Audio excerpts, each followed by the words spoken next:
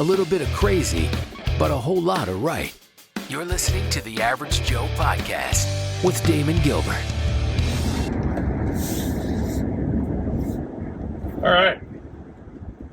I hate starting off my podcast by saying, all right. It sounds stupid. So I'm not going to do that anymore. I'm just going to say, we're going to get into it right now. I have, and I'm probably a weirdo when it comes to this, I love talking to AI, discussing things with AI. I find it fascinating. I really do. I spent the better part of the morning, I had some time to kill.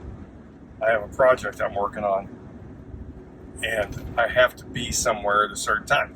Well, it's hard to start a major project when you've only got an hour or, to kill. So I love talking to AI. And what I mean by that is, for instance, this morning I started a discussion with AI about psychopaths. And it's always been my contention that politicians, especially at a federal level, are psychopaths or have psychopathic tendencies. I've always said that. And my argument has always been, there's no way you reach that level in your profession without having zero empathy, okay? No conscience. You have to. You have to be morally depleted or morally void of that kind of thing. Now, does that mean all politicians are? No, not necessarily, especially at a local and probably a state level. And so I wasn't arguing, but I was discussing with AI, and they agreed with me. And they agreed with me for reasons that I can actually agree with, and that is psychopathic traits are something you truly want in a leader.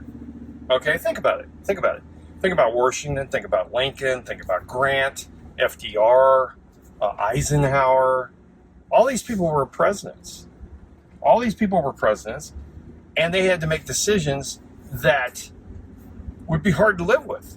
I mean, think about it. Think about I'll use this as an example, Barack Obama.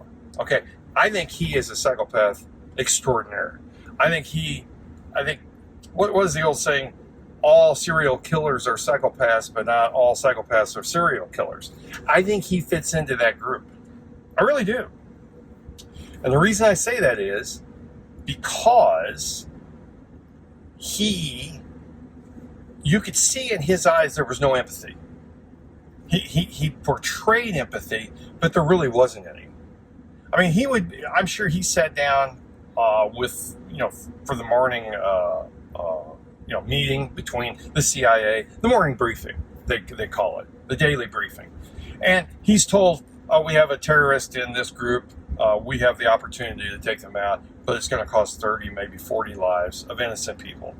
Now, a guy that can sign off on that and walk away and then have breakfast with his family is a psychopath. I mean, there's no way to get around that. Now, getting back to the definition, I want to make sure we're clear on this. Psychopath and sociopath, are they the same thing? Technically, in my opinion, yes. But with a caveat, and that is that sociopaths usually, their traits come out in more of a social end of their lives, not so much in acquiring power. They're more interested in the way it works in their social aspect of their life. Okay, that's a sociopath. Psychopath, he's a guy that wants to attain something.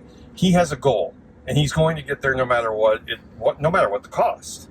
And I think Barack Obama is a perfect example of that. Now, is Donald Trump an example of that? I think there are people out there. Yes, not to avoid the question, I think he has psychopathic tendencies. I really do. Yeah. But sometimes that can be a compliment to the job that you're being asked to do. And if you can follow me on that. In order to be in a position where you're asked to do extraordinary things, deal with extraordinary circumstances, you have to be able to make that decision with no hesitation. And the reason, let's put it this way. Let's do a comparison between Donald Trump and Jimmy Carter. Now, Jimmy Carter, probably one of the worst presidents that's ever served that position. He was surrounded. He was not a psychopath. I think he had a lot of empathy. I think he was a moral person. Was he a psychopath? No, I don't believe he was, but he was surrounded and advised by some of the most disastrous psychopaths in history, in my opinion. Now, was that the reason he was a failure? The fact that he wasn't a psychopath? I think the argument could be made that he was a failure because he wasn't a psychopath. Now, was Dwight D. Eisenhower a psychopath? He almost had to be, because if you think back, he was the commander of basically the entire military during World War II, and when he okayed the invasion of Normandy and Europe, he knew that thousands were going to die. He did it despite that. Now, could he live with that? Obviously he did. He became president later.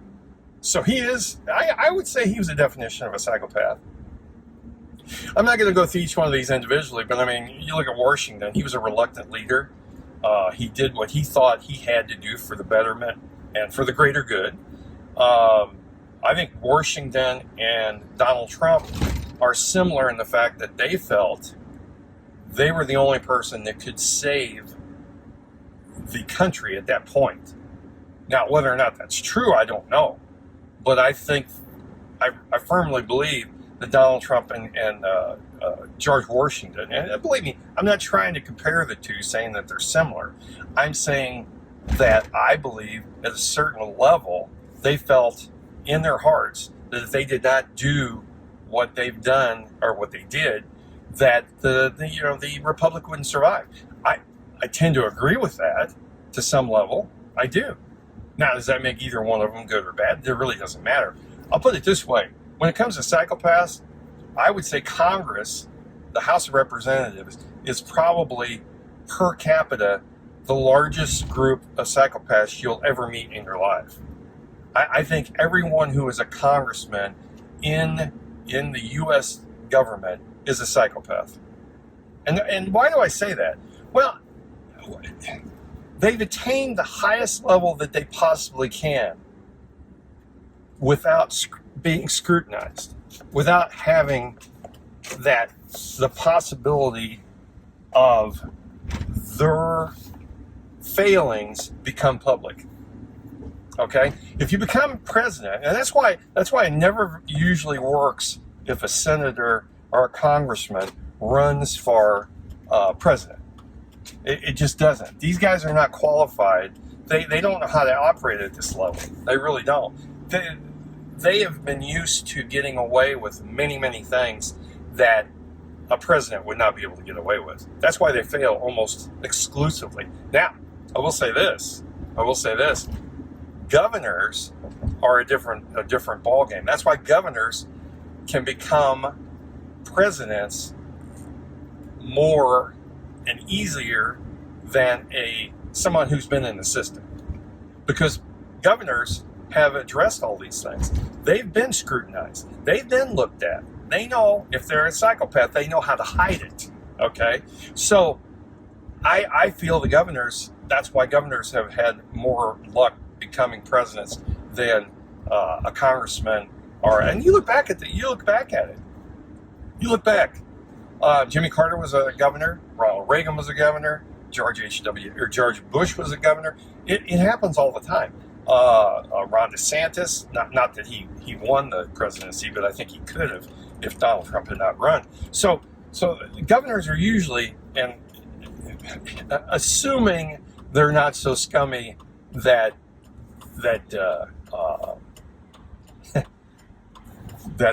their I guess their weaknesses show up.